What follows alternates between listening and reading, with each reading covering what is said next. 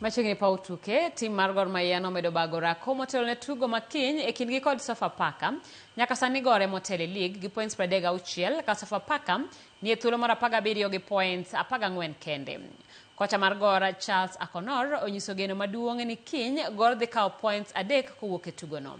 Gor oseloyo tuke gi 5 ma pacho ka e alap manyayo ka Sofapaka pok oyudo loch moramora e tuke gi 5 mokalo.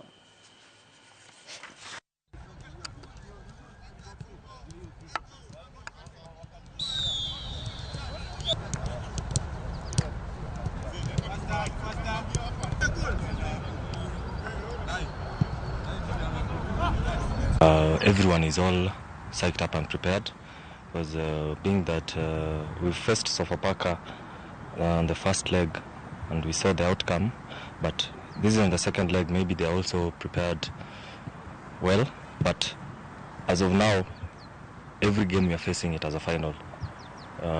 We have no excuse to drop points, so we just have to go for a win. So basically kuna pressure na sisi kama team ni all ni kuwin, tunaenda game by game na I think hiyo pressure nafanya pia to win. So team imejiandaa poa na tunaweka focus weekend and tutapata ushindi. We don't want a situation where we come back from behind and then we win the match. Sometimes it takes too much energy to do that. So we've prepared very well. We've seen them.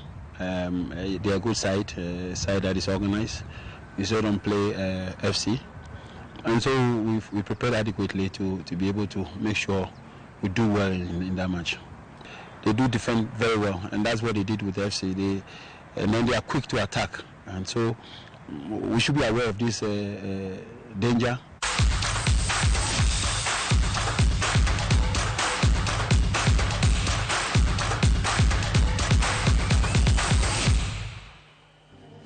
Ramogi mane thuolo mane wan godo ne weche manyien mag ang'e chwelero kama ne